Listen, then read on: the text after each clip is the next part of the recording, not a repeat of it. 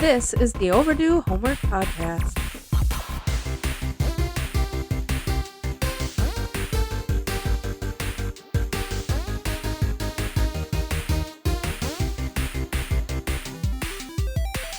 Welcome to the show. That's Trav. I'm Drew. And I'm Trav. This is the Overdue Homework Podcast, and as always, we are here to give you our opinions on 80s and 90s media. Do not forget to contact us at podcast@overduehomework.com. Trav, while we're talking emails, why don't you tell me them socials? Them socials are Facebook and Instagram. You can follow us at Overdue Homework Podcast. Piece of cake. And our YouTube channel. Hey. Remember that thing? Overdue Homework Podcast. It's a piece of cake. You can watch the first 10 minutes-ish of the podcast. Like I said in our last episode, if you are interested in seeing more, leave a comment. If you guys like it, if we get tons of likes, that means you like it, and so we'll give you more. We'll give you more. So, Trav, with all of that out of the way, how are you doing? I'm doing pretty good, Drew. I keep thinking as we record these that we're going to have to start recording like later in the episode to keep it interesting because we just give our life updates. True. But then at the same time, I seem to have an interesting story every time. So...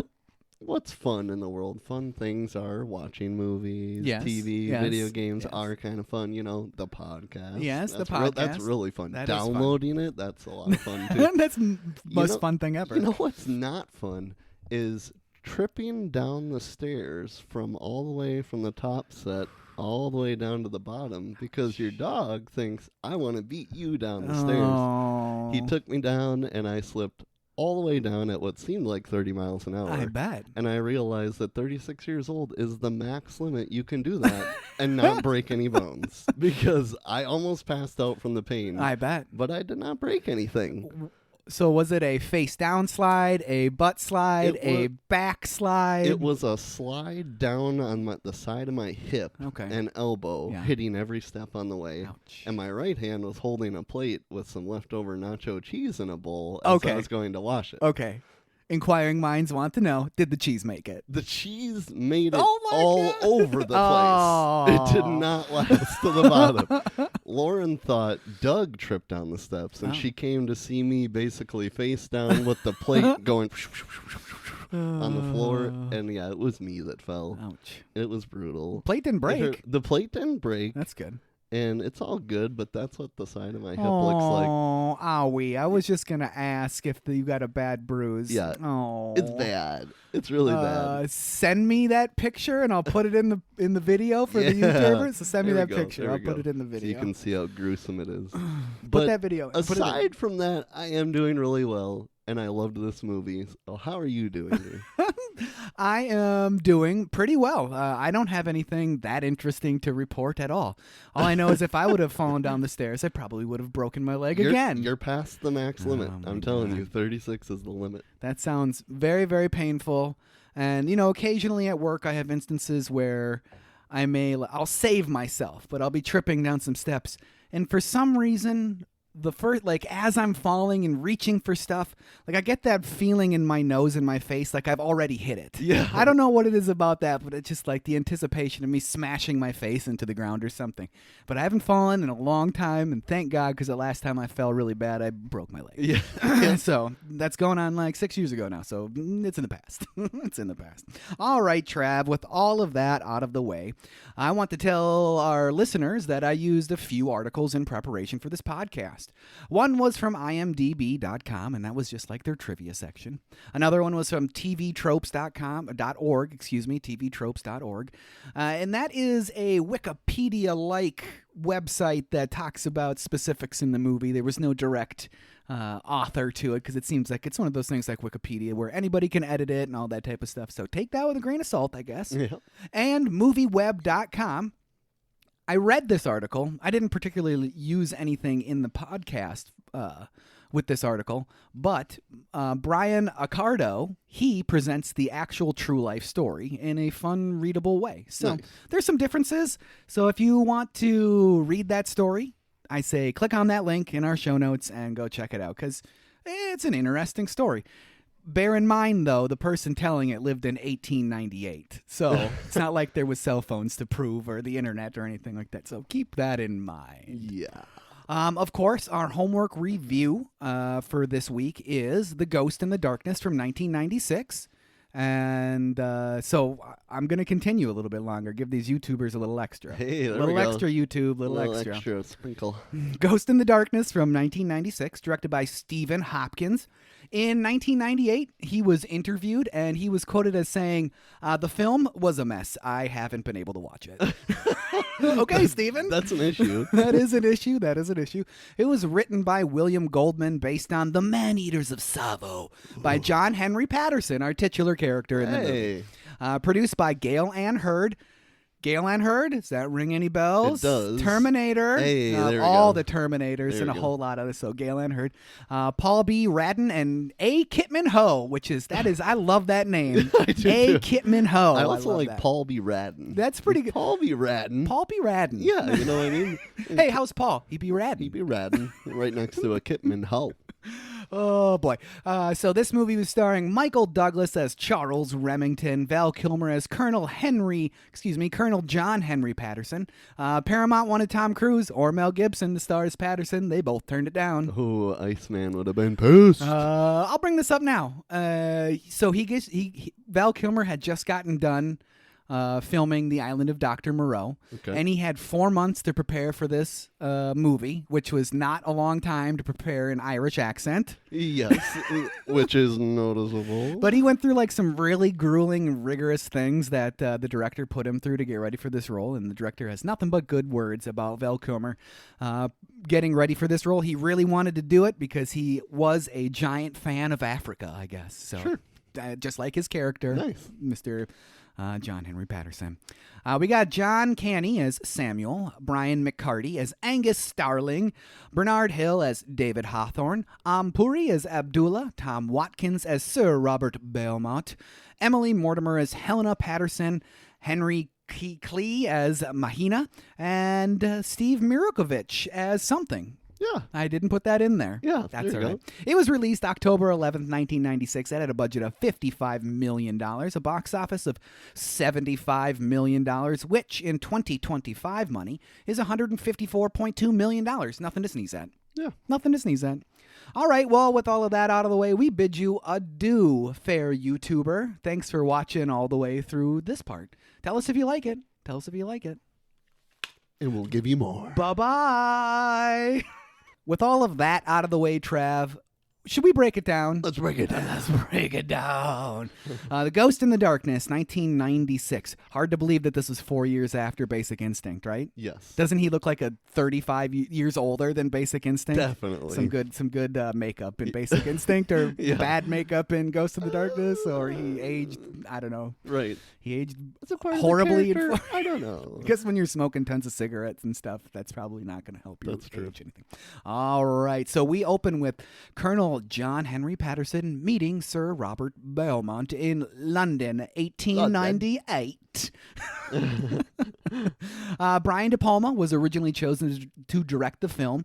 Kevin Costner was going to star as Patterson. However, then The Bonfire of the Vanities proved to be a box office disaster, so the studio was like, De Palma, you out. Costner, you out. You count. Costner went on to go do The Bodyguard the same year, though. Oh. People love that movie. Yeah. Have you ever seen The Bodyguard? I have not. I have never seen The Bodyguard either, because it's a chick flick. Hey. We also meet our narrator, Samuel, which it's interesting that Samuel is doing the narrating when it is Patterson's story. Yeah. Why isn't he doing the narrating? Because Maybe- he's his friend. I guess. You know. I guess because that Irish accent. Yeah, probably because of the Irish selective accent. This story is true, and what you're about to see totally happened. I was there, so believe me, guys. Well, I mean, that's about as real as it gets at this time. Sir Robert Belmont. He's hiring John to build a bridge, and Bobby is a total ass. Yes, he He's is. a bastard, really. Irish accent on display for the first time. I mean, all he's done is walk down a hallway so far. But it is interesting, to say the least. Certainly. Kind of comes, kind kind of goes. Yep, it certainly comes and goes. I don't know. It could have been worse. It could have been worse. It could have been Kevin Costner's accent in Robin Hood, yeah, which is it could have been that. non-existent. So Bobby, he is a win at all costs type of guy, and he wants to save the Africans from themselves and beat the Dutch and the Germans, right? It was the Dutch and the Germans, right? Mm-hmm. John has 5 months. So British colonialism and imperialism is like very on, is showing up hard in this movie. And definitely. It makes you be like, it made me be like, this is like uncomfortable to watch almost because these people are all so racist. Yeah, like seriously. It's unbelievable. But we're moving on from that, and that's the last I'll speak of it. Good on John for pushing back against Robert, though. For him, this is the job of a lifetime. He loves Africa and has always wanted to go there, and he's got a kid on the way, but Robert doesn't give a shit. I don't give a shit about your, what does he say, about your litter. Yeah. Oh, my God. I will break you, John. If you fail me, I'll break you. That's great. Any other words of encouragement? Do that in your best Irish accent, because that's what John said. That's great. Any other words of encouragement? Hey, just as good as he was doing, just as good as Val was doing. So over to John and his wife, Helena Patterson. I guess that's obvious that her last name would be Patterson, but he's sad that he has to leave. There may be difficulties. Yours is better than mine. And you're telling me now. You know what I mean? Just like, just letting you know as I'm leaving, there might be some difficulties. And Helena's like, yeah, I know. Without any doubt, there's going to be difficulties. Yeah. You're traveling thousands of miles away, and it's not even 1900 yet. Of course there's going to be difficulties. A lot of difficulties. It's going to be a miracle if you make it back alive. Right. But ever the good wife, she encourages John to go. She basically like puts guilt on herself about it too. She's like, what kind of person would I be if I held you back? I'd be, that terrible wife. So you go. Yeah. Even though I'm gonna squeeze out this kid at any time. Yeah. Later. Gonna visit you once I do squeeze this thing out, though. Yeah. Yeah. Sounds like a nightmare to travel with an infant in 1898. Yeah. But she's probably rich enough that she probably had attendants, even though when we see her, there were no attendants. But anyways, they kiss and John walks off into the mist and gets on a train. See you later, John. Smash cut. We're in Africa. We meet Angus. Good news for John. Angus has reserved the best seats on the train. What a guy. It's the front. It's the very front of the train. Yeah. I mean, that would be kind of cool. Yeah. I would love to sit on the front of a train. Yeah. Sure, why not? John is amazed by what he sees in Africa, and he's a bit of an expert on all things African. Like giraffes, they only sleep 5 minutes a day. Hey. I didn't know that before this movie. I definitely didn't know that. And female hyenas are bigger than the male ones. I didn't know that. I also didn't know that it's because the males will eat the pups. Yeah. That's depressing. That is depressing. That's depressing. And what about the hippos? They fart through their mouths? I don't know if I believe that one. I don't know about that one. The probably bad kisses. That was the very bad. That sounded like Ringo Starr.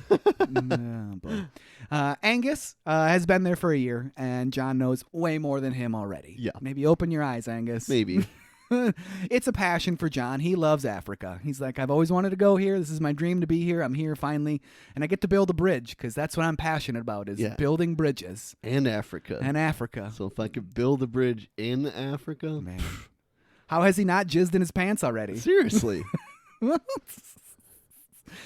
next morning, and the train is met at the end of the line, and we're at Savo. That's where the bridge is being built to continue the line, and we meet Samuel, the only man that trusts everyone, or everyone trusts him, I should say. He's going to be indispensable to John. He's indispensable throughout the whole movie, basically. Yeah. Without Samuel, there's pure chaos, basically. It's pure chaos. Sammy takes John to the bridge, and we get a view of the whole of Savo. I was impressed. They are in Africa. They're shooting this movie on a game reserve.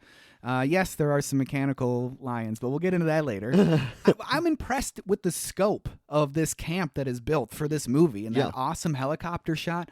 I thought it was really cool how the motion within the camp looked really believable to me. It seemed like you were watching news footage. Yeah. Which, I mean, not to take away from its cinematicness, its sentimentality, or however you want to say it. Not to take away from that, but the one thing I really noticed was the line of men carrying bags of something, big white bags of something. Yep. And when the camera and the helicopter shot pans across, so as it's kind of doing that what's it called? Not pareidolia. where it's like two things are moving at the two different angles. You know, yeah. what is that called? I wish I could remember.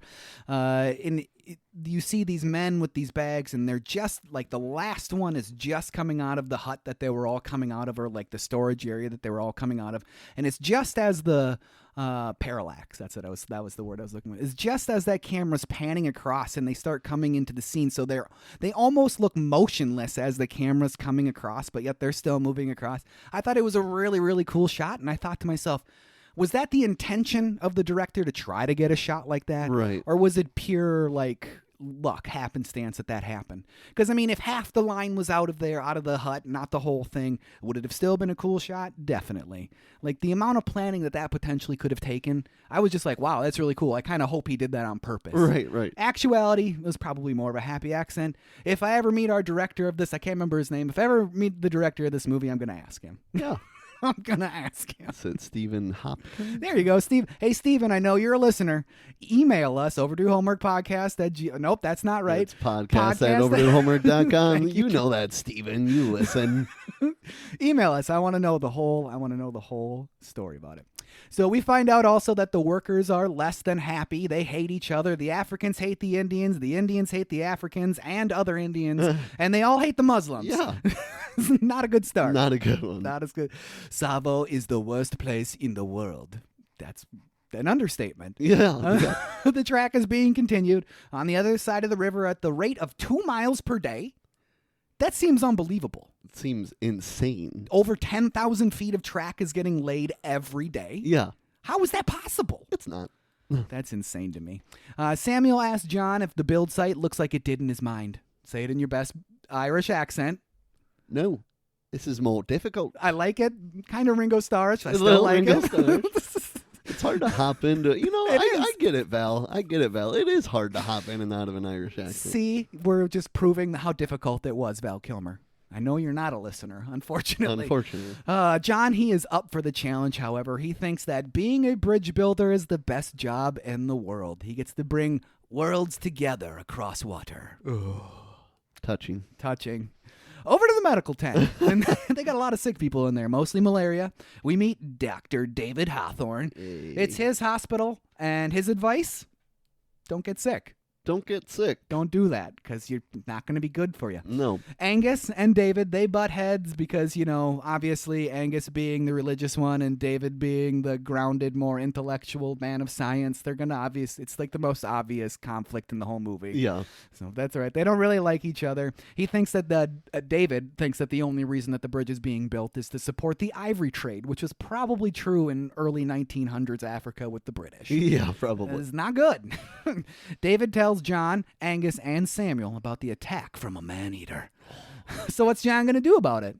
I'm going to take care of it. That sounded Russian. It'll get better, I promise. It won't get better. I can't promise that. Later that night, John and Angus are in a tree with a donkey as some bait. Why not? Sure.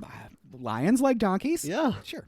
John's going to shoot that man-eater dead. I'm going to do it. And Angus has a cramp. Poor Angus. It's getting worse. It's just Russian sounding.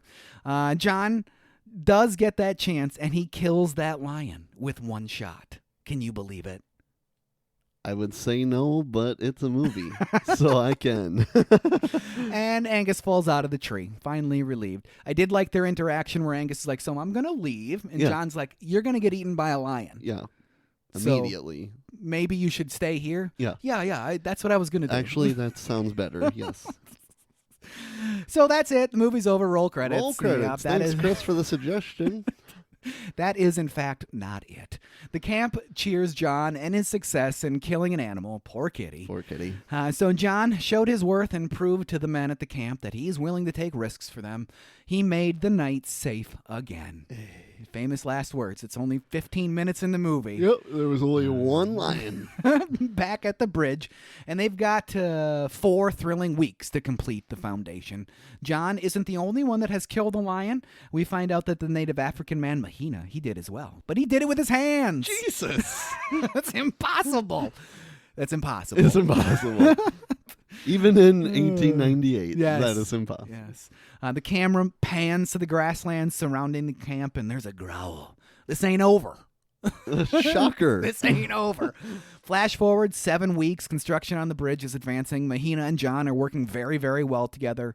Steel girders and shit, scale models of the bridge, and Hawthorne, he's really inspecting that bridge, and you see him take a nip of the old grandpa's cough medicine right after Yep. that, so I think he was feeling okay at that point. Things are going very, very well. They have managed to span the first section of the bridge, which is pretty impressive. It was cool. It looked like, it was a believable, using pulleys and levers and stuff. Once again, felt like historical footage. Like, I liked that part of this movie. I definitely liked that part of this Can you movie. imagine if there was only one lion? Like, we've got this build up. He's here to build this bridge. We have a lion problem. One shot dead. Continue with the bridge. The rest movie of the over. the rest of the just movie. watch the actual construction happen. Like, I did not see that coming. Why was the lion in the movie? I don't know. The rest of the movie is just about a bridge. It's just about a bridge. I like it. That's what it should have been. That would have been really hilarious because all like the promotional material is lions, and guns, and stuff. The rest, One lion, 90 one shot, one kill, baby. 95% of the movie is about a bridge. But in reality, something is brewing in them grasslands. They keep panning over there. You get little flashes of a lion here, little flashes of a lion there. I'll bring this up. Did it remind you of the movie Jaws? It certainly did. That was very intentional. Yeah. This is supposed to be a combination of Jaws and, oh man, I'm blanking on the other movie. 2 movies. Supposed to be a combination of these 2 movies. And that's what the director was going for. nice. Because, yeah, as they're like, you see like a little bit of the back of the lion and stuff. I'm like, dun. Yep, definitely. Later in John's tent, Samuel presents John with the claws of the lion he killed. It will always remind me of Africa. Nope, that just sounded like me talking. People always remind me of Africa. I like it. It's supposed to remind you of courage, and it will protect you. Wear it. It's funny, though. Later on in the movie, he's not wearing it. Nope, he's not. He doesn't Dummy. need protection. In a thoughtful letter to his wife, John boasting that he's doing well in Africa. Africa changes a man, and they are ahead of schedule, but if only for John's stubbornness. Taking a lot of credit there, John. Yeah, he is. Also, the credit of Mahina. He's like, yeah, Mahina's the best. Oh, I couldn't do without him. No, that's some foreshadowing for you. Mahina, he be dead by a lion. He'd be dead He gets by a lion. dragged out of that tent. Fairly brutal. Oh, yeah. That's pretty. Getting dragged out of the camp and being Just killed. getting slashed from like the corn. It reminded me of corn Yes. husks, but basically just getting rocked. Just getting rocked. Like, honestly surprising he survived to the point where they stopped moving. Yes. And he got mauled. But yeah, what a brutal death. Did the lion jump? No, the lion left him behind because that's where they found his body. Yeah. It kind of seemed like the lion jumped through that thicket with Mahina in his Yeah. mouth or something. Yeah. But you're right, he didn't. 3, 2, 1. The next morning, John finds Mahina. The lion licked Mahina's skin off to drink his blood, then ate his feet. Lions don't feed this way. Ugh. What kind of lion could have done this to him? One that's pissed. One that's pissed. One that's He's pissed. really pissed. So now we have terror returns to the camp. If it got Mahina, the rest of the people at the camp don't stand a chance. Honestly, the one dude that killed a lion with his hands was easily taken out by a lion. Yeah, that's a problem. It's a problem. So John returns to the tree to kill himself another lion, but he falls asleep. That's not good, buddy. Oh, silly John. And the lion attacks again. Nope, it was a dream. Or was it? So the next day, the workers are revolting because of malaria. I mean, that's... I'm with you guys. I would do the same. But no, because of the lion, not the malaria. Another was killed that night. See, you should have stayed awake, John. Should have stayed awake. Man. So a plan is devised. A fence with fires. A fence made out of the local trees and branches and pointy sticks. Yeah, I sure. guess I would guess like that is pretty believable that fence would probably keep out a large lion. I would think, because how is he going to get in? Yeah, I mean, I've seen that kind of shit before. Yeah. I mean, it's a thing. It's a I thing. don't know for sure how foolproof it is against multiple lions. Probably not 100%, but it's probably better than but nothing. it's definitely better than nothing. That we know for sure. So John promises to kill that lion, but Abdullah is dubious. I am dubious about that one, John. Because, of course, John can do it. He's white. he can do anything. Sarcasm. It would be a mistake for them not to work together on this. John turned around you just call me white? You just call me white? Yo, wait. You did not just do that. Wait, you're right. Wait, you're right. And I'm in Africa, so it all adds up, actually. I apologize. Sorry. So they spend the next week building the fence and fires. There's been no deaths in that week. Why do Boom. you think there was no deaths? No deaths because the camp was active at almost all hours of the night, I would suspect. That's probably the only plausible reason. Or is it because the lions knew and they were lying in wait? The lions were lying in wait. Well, we do find out these are some smart fucking Yeah, lions. it's very so, true. I mean, that is a factor. But that night, Angus is preaching the conversion. I don't know why he's so some of these parts in this movie, I'm like, why are we even having this conversation? I guess you're trying to build some background for these characters and get us to feel for them on a personal level, but we've already established that everybody thinks Angus is a wingnut for being so religious because Right. nobody else there is practicing any type of Christianity basically Exactly. at any time. Whatever. Okay. So Samuel and John, they're bored to tears, Yep. obviously. And Angus wants to convert the wood continent of Africa to Christianity. Yep. Okay. And he's starting with Samuel and John. And he will not rest until they are both safely in the fold. Yeah. Okay. The struggle is the glory. The struggle is the glory. And John's like, my dad was a Protestant, my mom was a Catholic, and I'm Irish, so that doesn't go well Yeah, together. it doesn't really And add up. Mahina, or not Mahina, and Samuel's like, I got 4 wives, dude. Hey! I'm not giving that up. Not giving that up. That's obvious. The next morning, the bridge is coming along nicely, and the lion is back. No. Stalking them from the tall grass, very Jaws-like. Yep. And John gets a letter from his wife. She misses him and is planning on visiting John in Africa. Yeah, I mean, you told us that already, Helena. Yeah, but thanks for reminding Thanks us for of that. He's like, oh, God, this broad. She won't leave me alone. But watch out, we got a broad daylight lion attack. Yikes. And it's messing up the joint. Definitely is. John and Angus scramble for guns. Samuel's there too. And they corner the lion in the train station and approach slowly and quietly. They do. They find the lion eating a dude. Yikes. That was pretty brutal, by It the was way. very Some brutal. Very, some skin stretching and stuff. Yeah. Ugh, yeah, that was brutal. Nummy. Surprise, bitches. It's 2 lions. Attack from above. John misses the shot and Angus is dead. Very dead. That was a graphic dead body rollover. Yes, How he's it was. he's claw slashed from forehead down to his chest, and Yikes. the skin is flapping and stuff on Oh, his yeah. neck. I was like, dear God, that is graphic. That is very graphic.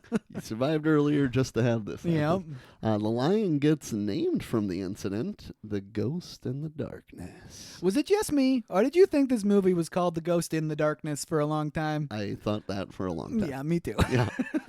When I told Tim what it was called, he said, The Ghost in the Darkness? No, it's and. There were 2 of them, and that never happened before. Yikes. Some believed that they weren't even lions. Oh my God. But the spirits of dead men sent there to protect Africa from the white man. Very symbolic. Hey, nice. Samuel believed that they were evil, and it just so happens that Savo translates to a place of slaughter.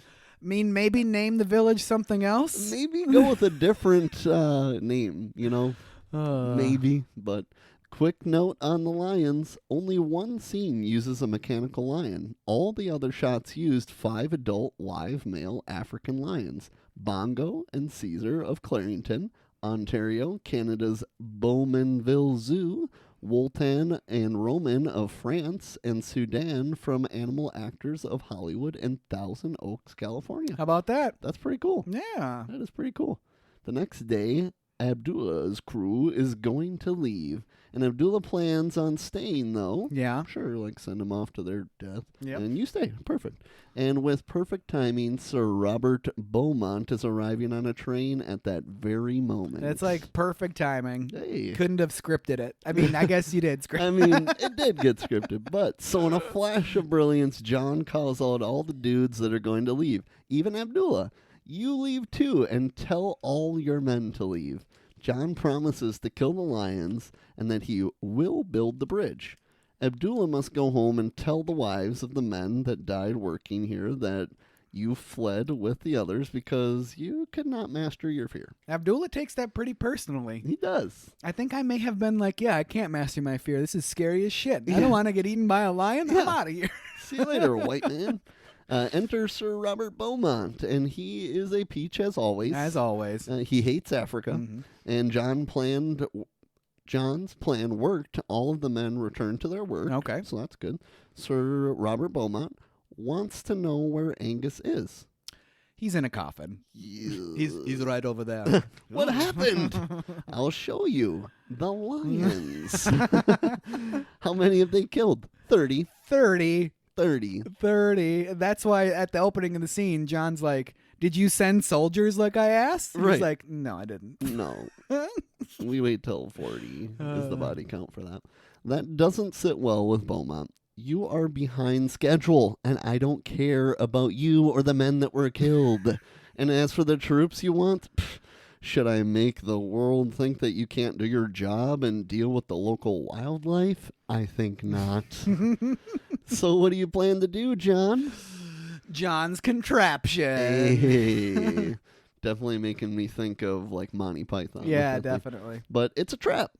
So he can kill the lions. Definitely. Draw the lions into a train car with human bait. What could go wrong? And where they could shoot them at their leisure. Yeah. Hey, why didn't anyone else think of this? Oh my gosh. Beaumont thinks it's idiotic. I made a mistake hiring you, John. So Beaumont is calling in Remington. Nope.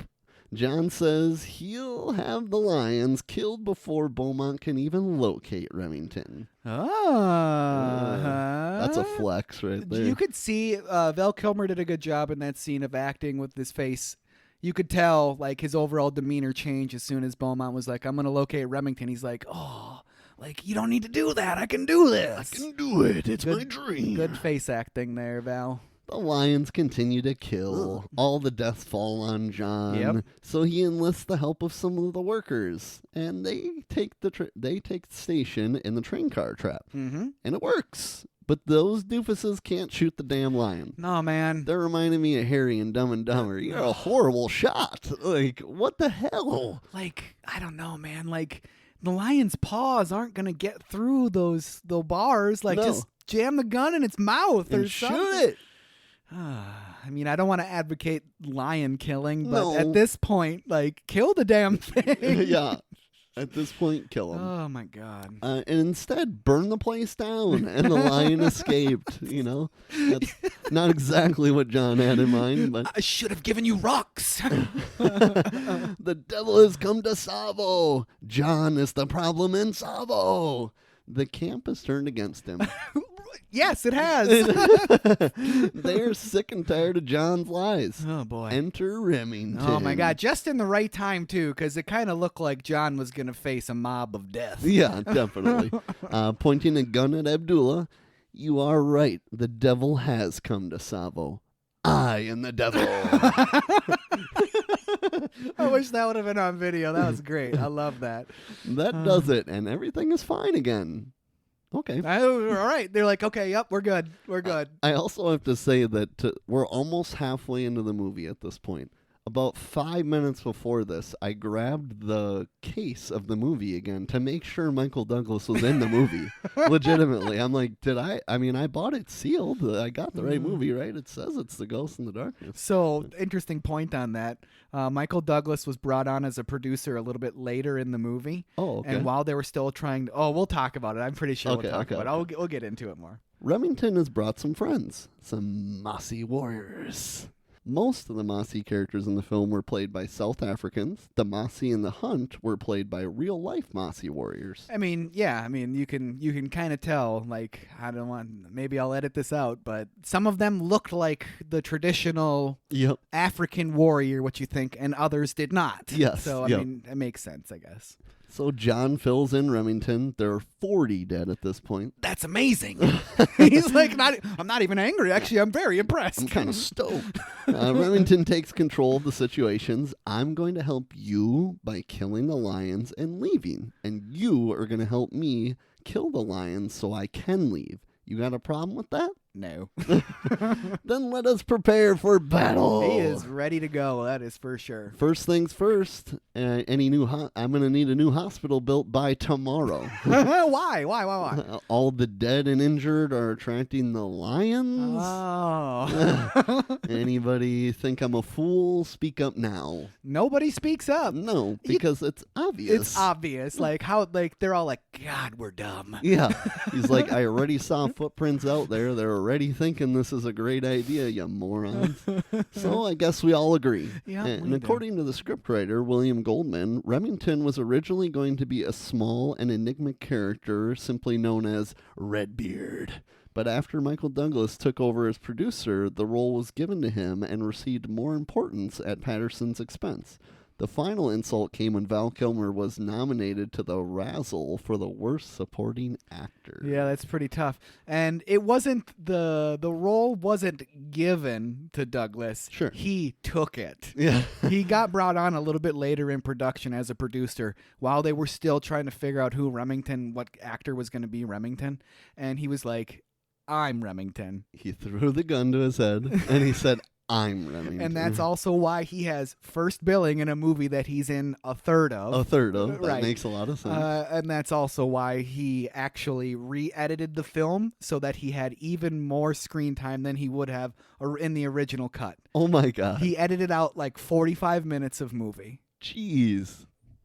That's crazy. That is crazy. Michael.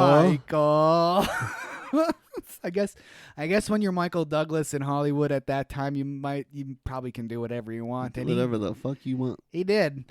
So that night, around a fire, Remington recruits Samuel and John because you don't kill a lion with one bullet by mistake. Obviously. Yeah, that's right. So, John, you're on board. It's going to take Remington 2 or 3 days to get this sorted out. So, turns out Remington doesn't actually enjoy killing. He's just good at it. Yeah. That's a very enigmatic is a good way to put his Yeah. relationship with hunting, I guess. He is a strange man. Very strange. Very strange man. He is a strange man. Turns out Remington was on the wrong side of the American Civil War, so hunting is all he's got left, and he thinks Africa is the last good place. Samuel made it sound like his whole family was killed. He lost all his land, and he's like, fuck this, I'm out. Yeah, exactly. And it's like, I'm living in Africa. Oh, man, he lost everything. Remington leaves to join the Maasai warriors in their pre-hunt ritual, and the good doctor switches guns with John because it's more powerful, and he won't be joining them on the hunt due to finishing the new hospital. John's like, sure, sounds great. Give me that thing. I've never fired it before. I've never fired that before. I ain't going to check anything. I'm not going to take a practice shot. One practice shot. I'm going to just fire it in the air. I don't even know how this thing works. Who cares? Remington continues with the Maasai and their ritual, like drinking cow blood, which actually that traditional drink that they drink is cow blood, milk, and cow urine. Delicious. Sign me up. That sounds yummy. Yummy. Michael Douglas looks very out of place in this scene. Yeah, does he does. Not? He does. He's kind of like a token white guy almost in this part of the movie. It looks very weird. It just looks like he almost has a smile on his face at some points, like he's not taking it seriously. Yeah, like he wasn't supposed to be in this scene, Right. and he kind of just inserted himself into it. He's not laughing because he's like filled with whimsy and is having a good time. He's like laughing at the people there. Yeah, I'm taking this movie weird. over. So the part of Remington was actually offered to Sean Connery first. Oh. And Sean's like, I don't think so. Anthony Hopkins was next, and he declined. The producers were considering asking Gerard Depardieu, which I guess, when Michael Douglas was initially hired as a producer and decided to play the role himself. I mean, that is the ballsy thing to do. Is. I think Sean Connery would have been great. I think so. I think he would have been great. And Anthony Hopkins is good in everything. Absolutely. I feel like he may have been. No, you know what? He would have been fine in it. He can turn into any role that he's in. He would have been fine in it. He would have been great in it. The next day, the hunt begins. Remington has a bead on at least one of them, and they head off into the thicket. They sure say thicket a lot. The thicket. John heads to higher ground. Remington and the warriors head deep into the thicket, flanking the lion, leaving it nowhere to go. Remington and his warriors move in to kill the lion, screaming. They take the grass out of their bells. Yeah. I mean, I don't understand the ritual of it, but there's probably some symbolic reason to do that. Maybe the thing that I thought of was to like, because the lion is laying, it's during the day, so it's like laying low. They hunt at night type of thing. So maybe making all the noise and the bells and stuff, get it to get up, get out, so then you can actually find it and kill it. That would be my guess. John moves in to head off the lion as it moves through the thicket. Zebra jump scare! Hey, it got me. It actually got me both times. Got me too.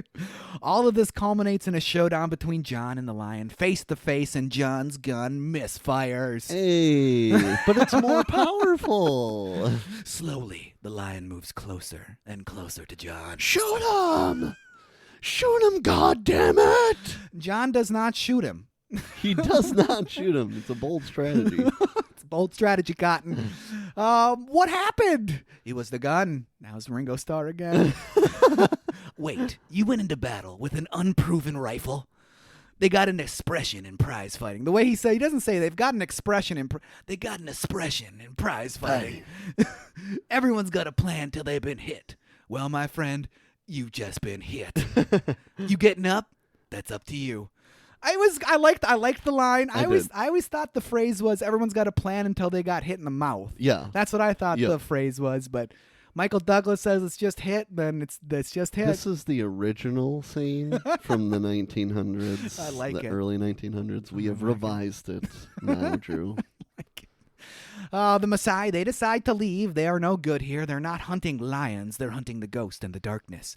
They thought they were devils. Everybody thinks these lions are devils. Yep. They're devils. New plan. Draw the lions into camp. This won't go wrong. No, there's no way. So they douse the whole camp in blood and animal parts. Like cover the walls floor to ceiling in blood. Yeah, like everywhere. The walls are red with blood. You think this is enough blood? Should that get him over here? Nah. More blood. Keep sending in the blood. Yeah, keep killing the cows. We need more blood. Oh, boy. Remington and John are going to wait for the lions in the new hospital. Well, in the old hospital, I should say. Everyone else, they can go to bed. They're like, you guys go to bed. Go to bed. It's safe. Later that night, with the doors nailed shut, John and Remington wait. They wait to kill some lions. John asks Remington, have you ever failed? Only at life. What? That's not great. That's not great. In the new hospital, they turn out the lights and they tend to the sick and the dying. I feel like if you're trying to avoid a lion attack at night, you leave the lights on. You probably leave the lights on. You probably leave the lights on. Remington wants to know about the trap in the boxcar, and he's like, it was a great idea, even though when he tried it, a similar trap, it didn't work. It's like, it works in practice or whatever, in principle. Outside the hospital, the lions are stalking their prey. They can smell a rat. They know it's a trap. Oh, yeah. They know it's a trap. There's one lion on the roof and there's one under the floor, right? Isn't that like, that's what it seemed like. That's what it seemed like. Roof, one on the floor. They're toying with John and Remington at this point. In the medical tent, the true intent of the lions shows. It's a pure massacre. like another 20 dead at least. At least. The lions are ruthless with their revenge. They manage to burn the place down as well. I mean, like, they're just killing to kill. They're just killing to kill. They're just racking up the kill count. That's all they're doing at this point. By the time John and Remington get there, it's already over. The doctor is dead. He should have never left his post, basically. He could have been, like, at least ran away and saved himself. Yeah. I guess he would have sacrificed himself either way, but whatever. He had no choice, basically, at that point. Basically. So the next morning, and everyone is hopping on the first train out of town. I don't blame them. Not at all. Literally, they're just hucking their bags up to God knows where and just trying to get onto that freaking train and get out of there. John watches on in disbelief, why? How are you in disbelief? Like, irritation, maybe? But you should definitely believe it. Final stare down with Abdullah as he leaves the camp. He's not afraid to be a coward anymore. No, John failed him again. He said he was going to take care of it. He did not take care of it. He did not. Abdullah out. What, we got another 20 dead since he said he was going to take care of it? Abdullah out. All that's left is John, Samuel, and Remington. That's it. The camp, the bridge, and John, they are all failures. Yikes, John. That's not good. Not good. Killing the lions is no longer a task to be completed. It's the only thing that John has left. It's the only thing he's got left at this point. So Samuel gives John his lion claw necklace. One of the needs is to be brave. Yep. So, I mean, maybe he should have been wearing it the whole time. Probably. John and Remington meet out of the tall grass. Remington tries to console John. The bridge was beautiful, Johnny. But Remington is ready to throw in the towel. And then his own words are used against him. You just been... Wait, this is the Irish Yes, accent? Irish accent. You just been hit. Getting up is up to you. They're only lions. We all live in I went right into freaking Ringo there. Well, I just saw some fresh paw prints out that way. Let's go after them. And that turns Remington on. He's like, I'm hard for killing lions. He's definitely got a semi for sure. So the hunt is on again. Remington knows that the lions are bullies, but together they are lethal. So you gotta split them up. Just like those bullies that Remington dealt with as a child. Yep. John and Remington search and find the lion den. Guns up. This could be the moment. This could be it. So they do what I would do in this situation. They head into the lion's den. Seems ill-advised. Definitely. Deeper and deeper into the darkness with their little kerosene lamps. They do nothing. They do nothing. Deeper they go into the cave, then they find it. The graveyard of all those that have been killed by the lions. And holy Christ, it is a lot of dead bodies. The lions don't do this. Lions have never had a lair like this. They're doing it for the pleasure. They'll know we've been here. Get the fuck out of here. Smash cut later that night. The lions are roaring into the night, threateningly awakening our heroes. Have you ever used a McCann? Who, me? Yeah, all the time. It's a high hide of sorts. Yeah. Except John is going to be bait. Man, he loves human bait. Great plan. John is alone on this one. Remington isn't touching that one with a 10-foot pole. He's like, yeah, you go ahead and die up there, buddy. Yeah. And the next day, and the McCann is built, and Sam brings a baboon. Sure. Lions hate baboons. Yeah, why not? Okay. Remington gives John a pistol. This one here is for you. So he just handed him an untested gun that he's going to take into battle. Yep. Okay. Sure. We're going to forget that happened earlier, and we're going to try it again. And John scales the McCann. This is the best opportunity those lions have had to kill you. Remington is skeptical, to say the least. Yes, that is the truth. It's time for some light conversation between John and Remington. How many men do you think these lions have killed? More than any other lion. 100, maybe more. I do think this is going to work. Oh, why? Because I think they're after you. Ugh, yikes, gulp. Oh, yeah, Merry Christmas. Huh? Yeah, this is the month. Is The Ghost in the Darkness a Christmas movie? It takes place at Christmas. Hey. New Christmas tradition. New Christmas tradition.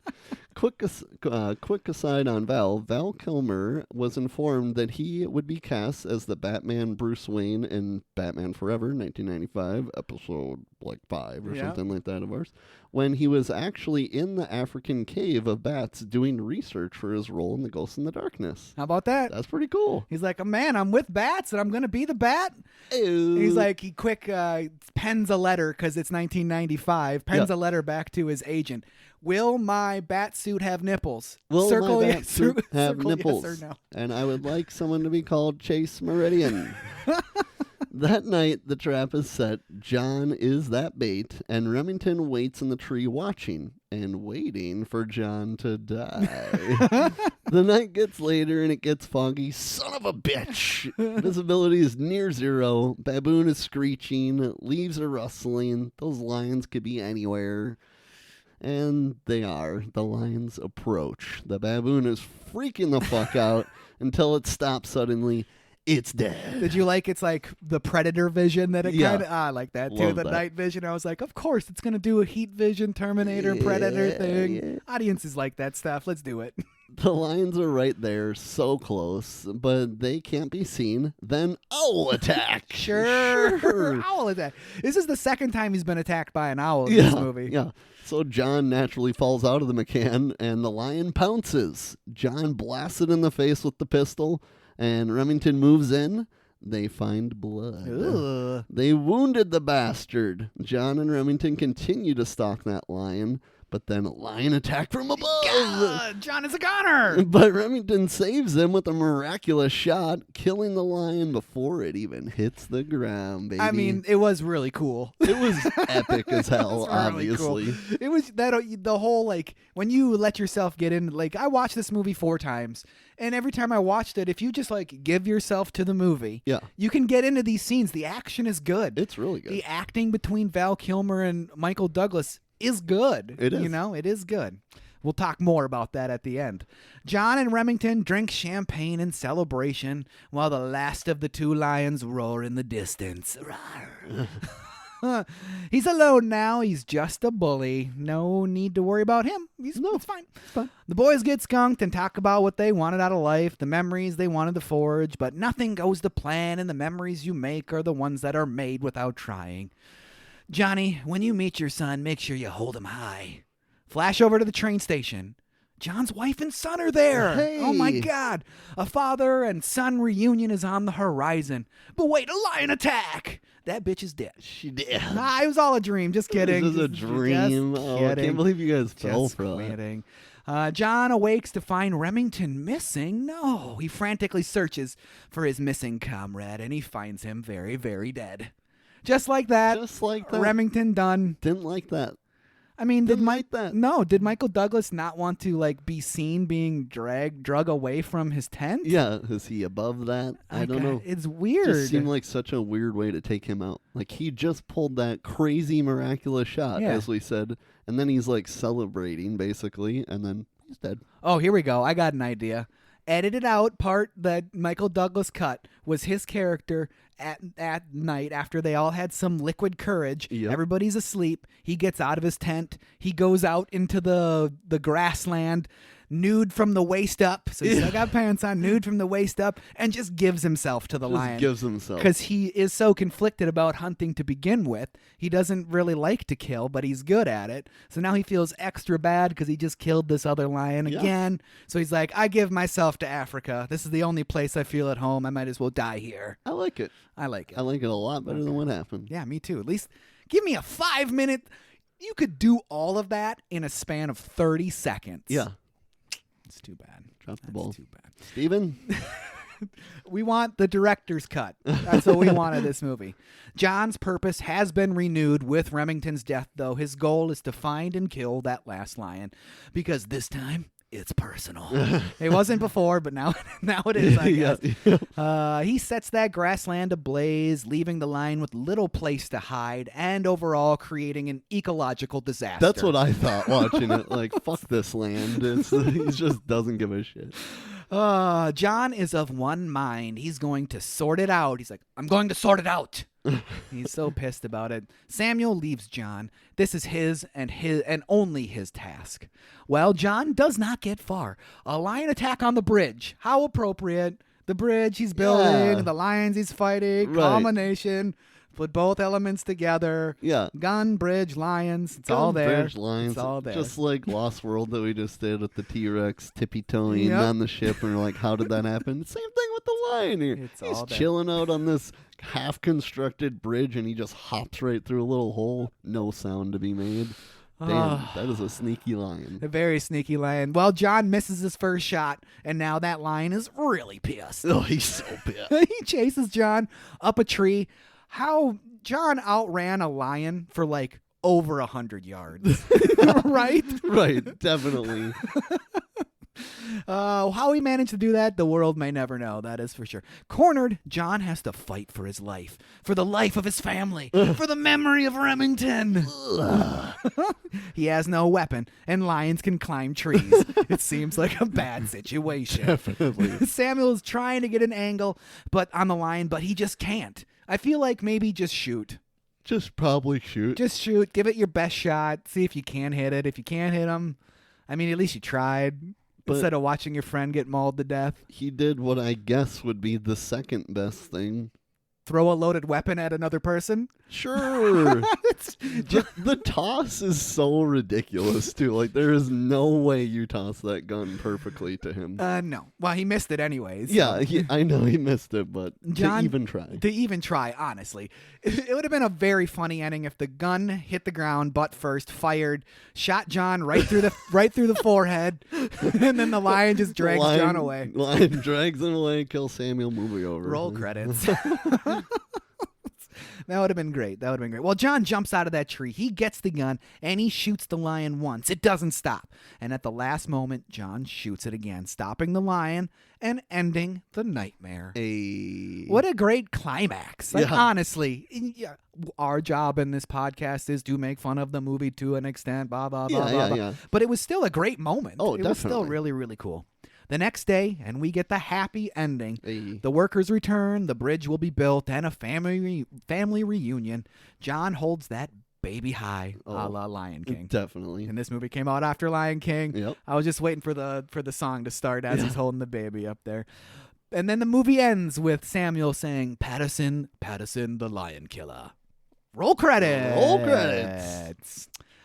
All right, man. What did you think of this movie? I really enjoyed this movie. I obviously hadn't seen it. I feel like it's going to be like a guilty pleasure watch of mine from now on. And I also really appreciate that Chris is a hunter himself. Yes. And this is what he threw out there for us to give us a little bit of his personality with the choice that he made. Yes. I like it a lot. I like it a lot, too. I think it was a very, very good suggestion. Yeah. And even though there's 3 of them, and you said it's supposed to be more Jaws-like, it gave me some, like, alien vibes, too. Yeah. Like, they're all trying to go against these guys, and they're creeping around. They don't know where the fuck they are. Yeah. They're super sneaky. Like, That's a good point. Yeah. That's a good point. I like that. I like that comparison. That's a good point. I like that a lot. I mean, I really enjoyed this movie. This is a movie that I had seen on TV and barely remembered any of it.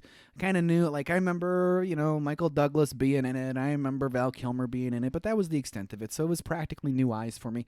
And the first watch I had through it, maybe I was in the wrong mindset, but I was like, PU, this is a stinker. I am not liking this movie at all. Sure. I'm dreading having to watch it 3 or 4 more times and do all my note taking and all that stuff. But the second time I watched it, as I was taking the notes and really like analyzing what was going on in the screen and thinking about the script and the way the characters were interacting with each other, I'm like, Val Kilmer, like, it says that he got nominated for a Razzie in this movie, but I'm like, Val Kilmer does such a great job I think in it. he's great. Like, I mean, unless they're basing it off his Irish accent. I mean, if you base it off his Irish accent, then if that's what you're going to use as your base level for is he a good actor in this movie, the answer is going to be no. Right, yeah. But Val Kilmer did an amazing job in this movie. I thought it was really good. Like I've said before, I'm pretty sure, I don't remember if it was Val Kilmer or not, but the way he acts with his face just alone, he can convey so much emotion with his body language and his face, which is the mark of a good actor, obviously. And really shows like how he was like, in like mid-90s is like peak Val Kilmer. Definitely. So peak Val Kilmer. And he really shines in this movie. Michael Douglas, he does a serviceable job in this movie. I like him a lot better in Basic Instinct than I like him in this movie. The performance he has in Basic Instinct is just stellar, out of this world, like great performance. This seemed like a man that came into the production late, decided he wanted to be a part of it because he's the most of the money probably getting this movie produced, knows that he's a good actor, didn't put in a whole lot of work to get ready for the role because he's just playing a gruff Southerner hunter guy, and he's a completely fabricated character. It's not like this is the Remington of the Remington Rifle Corporation or anything like this. So you definitely get the feeling Michael thinks he's the shit. Yes, in this movie. Yes, that's a really good way to put it. And he is, but not necessarily in this movie. But I have to agree, Val Kilmer was awesome. He was amazing in this. Maybe we're biased because I love him in Top Gun and Batman, but I want more movies where he plays a badass like this. I feel like he's very believable with his one shot, one kill situation. Definitely. He plays the role of like a seasoned soldier well. Yeah. He does a very good job in it. I really liked it. One thing I'm going to comment about this movie, and it's no fault of the movie itself. The DVD copy that I have, not a Blu-ray, I have a DVD copy. Yep, me too. This is not a remastered version of this movie. Yeah. This is a DVD. It's still the 4.3 aspect ratio with a letterbox within it. Yeah. So the picture is fucking tiny. Tiny. And I watched it on a 28-inch TV. So basically I watched it on like a 14-inch TV. Oh my God. Because it was tiny. In my room here, it was terrible. I couldn't adjust the TV settings on either the PlayStation or the TV enough to make it look either not ridiculously stretched out or anything like that. So that was terrible. And I watched the movie in here twice. When I watched it for the final time, out in the main TV viewing area in our basement, that TV had some more settings. It had this vertical zoom thing, which made the picture almost fit the screen. Still had the letterbox and stuff. Sure. Didn't stretch it out too crazily. And I was like, oh, great. Nice. Thank you, TV. Yeah. Thank you, TV. Thank you, TV. So, yeah, not to fault the movie at all, but if you're buying a DVD copy of this movie, just don't. You might as well find a VHS of it and watch it, because there's no difference. It was literally, they took a VHS, they put a DVD in a DVD VHS combo, and that DVD player could rip DVDs, and they just ripped it from a VHS tape. Ripped it right on there. Man, I don't know. Overall, Chris, I'll give it 6.5 lions out of 8. That's good. I liked it a lot, Chris. I liked it a lot. Great recommendation. Thank you for recommending it.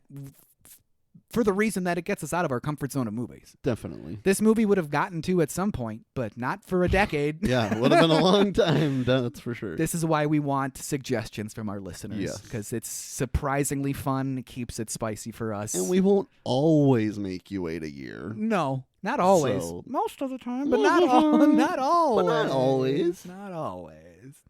All right, so our homework assignment, unless you got anything else. I got nothing. All right, let's head on over to that homework assignment. We're doing The Rock from 1996, directed by Michael Bay, screenplay by David Weisberg, Donald S. Cook, and Mark Rosner. Screenplay by David Weisberg and Douglas S. Cook and Mark Rosner. Story by David Weisberg and Douglas S. Cook. Produced by Don Simpson and Jerry Bruckheimer. Oh. Wah, wah, wah, wah, wah. Love that. Love those guys. You see those two producing a movie in the 90s, you know it's going to be fucking badass. Yeah. Starring Sean Connery as Captain Retired John Patrick Mason. That's interesting. John Patrick Mason is pretty close to John Patterson. Yeah, it's pretty close, it seems. Okay. Nicolas Cage, our first Nick Cage movie, as Dr. Stanley Godspeed, FBI. Ed Harris as Brigadier General Francis Frank X. Hummel, USMC. Michael Bain as Commander Charles Anderson, USN. William Forsythe as Ernest Paxton, FBI.